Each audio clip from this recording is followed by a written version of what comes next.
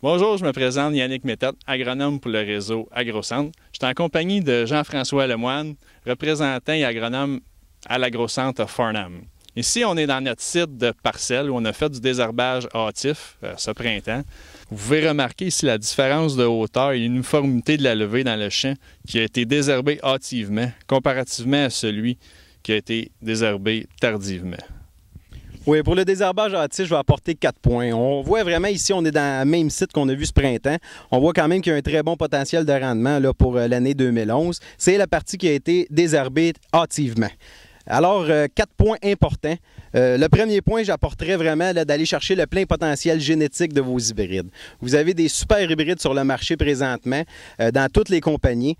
Puis le potentiel génétique de ces hybrides-là, c'est incroyable. On est capable d'aller chercher un 10, un 12, un 19, un 20 tonnes à l'hectare si on désherbe assez tôt. Ça passe par le désherbage hâtif, un des premiers points importants là-dessus. Deuxième point, vous permettez aussi à vos engrais d'être le plus efficace possible. Le prix des semences monte, mais il n'y a pas le coût des semences qui monte seulement, il y a aussi le coût des engrais. Les engrais, quand vous l'appliquez, j'imagine que c'est pour votre culture et non pour les mauvaises herbes présentes au moment de l'application. De plus en plus, avec l'avènement des maïs Roundup Ready, Liberty Link, les producteurs m'appellent et me demandent, je devrais-tu arroser avant ou après d'appliquer mon 32 ou mon ammoniac ou mon urée en post-levée?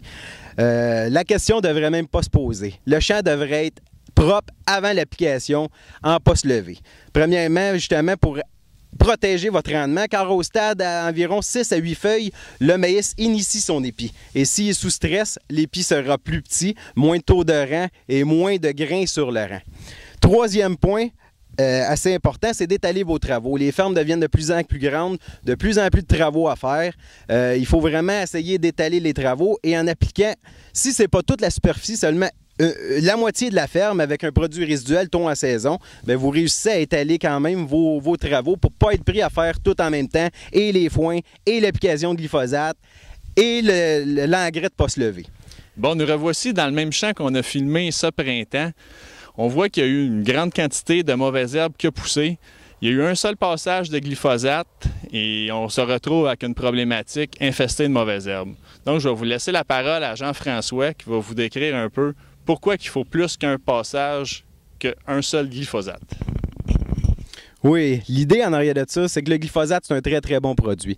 Très, très, très efficace. Va tout tuer qu'est-ce qui est là. Le gros problème, c'est les mauvaises herbes à germination tardive. Étant donné que tu n'as aucun résiduel au champ, les mauvaises herbes qui vont émerger après l'application de glyphosate vont avoir le temps de grainer et ainsi augmenter la banque de mauvaises herbes présentes dans le champ, dans le sol.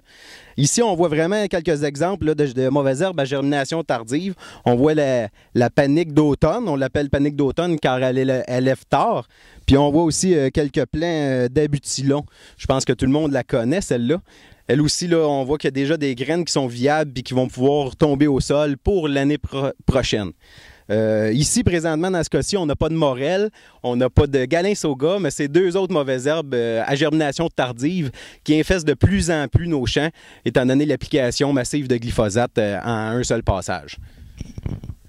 Pour ce qui est peut-être de la problématique de l'année prochaine, il faudrait peut-être prévoir dans ces ronds clairs-là où il y a beaucoup de mauvaises herbes ou dans les champs où que la germination a été affectée, d'appliquer un herbicide résiduel ou un herbicide qu'on peut appliquer un peu plus tôt pour ainsi diminuer la banque de mauvaises herbes et le stress au maïs dû à la compétition. Bien, plusieurs producteurs me demandent combien que ça me rapporte appliquer un produit résiduel. C'est quoi qui me reste dans mes poches? C'est sûr que quand on va appliquer un produit qui coûte 17-18 $ l'acre, comparativement à un glyphosate qui en coûte 3, c'est quoi qui reste? Il y a des essais qui ont été faits dans les agrocentres sur plusieurs années, sur 3 ans en fait, sur plus de 35 sites. Le rendement moyen de plus qu'on a été chercher avec un programme de désherbage hâtif, c'est environ 300 kg l'hectare. 300 kg l'hectare avec du maïs à 300 $ la tonne, grosso modo, ça nous fait 90 $ l'hectare, donc c'est 36 $ l'acre. Ce 36 $ l'acre, là, il va couvrir amplement votre investissement supplémentaire là, que vous allez investir au printemps pour l'application de produits résiduels ou de glyphosate avec un produit résiduel. Donc, en résumé, l'important ici, c'est de protéger votre investissement. Vous avez investi dans de la semence, vous avez investi dans de l'engrais. Assurez-vous que c'est votre culture qui en profite au maximum. Et gardez en tête que c'est le coût à la tonne qu'il faut réduire et non le coût à l'acre. Et la seule façon d'y arriver, c'est en produisant plus de tonnes.